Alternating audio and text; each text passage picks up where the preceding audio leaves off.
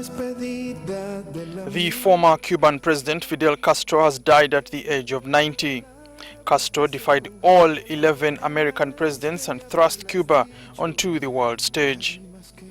Cuban state-run television said the former longtime president died at 10 p.m. on Friday.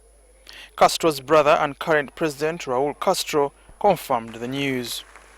Uganda has over the years benefited from the enormous health scholarships provided by the Cuban government and the medical assistance provided to Africa during the Ebola epidemic. It's not only a sad day for Cuba, but I think it's a sad day for all the countries that have always had a high respect for the revolutionary leader of Fidel Castro.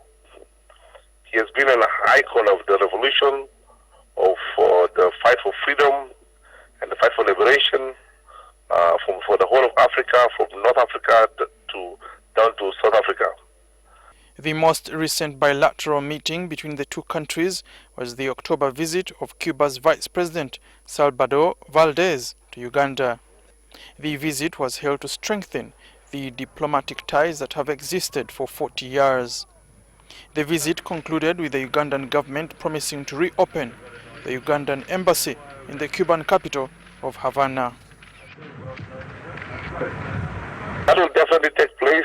We're already in our plans, and we're budgeting for it in the budget for next year, and we're giving the opening of our mission in Cuba as a priority, because we don't have any missions in Southern America. So we hope to establish as soon as possible, beginning of next financial year. There has been an outpouring of condolence messages on social media. Among them are French President François Hollande, who said Castro embodied the hopes and disappointments of the revolution. US President-elect Donald Trump said in a tweet, "Fidel Castro is dead."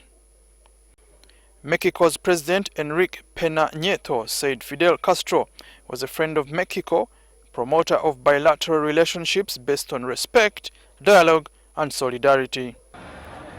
The death of Castro comes at a time when outgoing US President Barack Obama announced renewed diplomatic ties with Cuba, which resulted in the US loosening some trade and travel restrictions.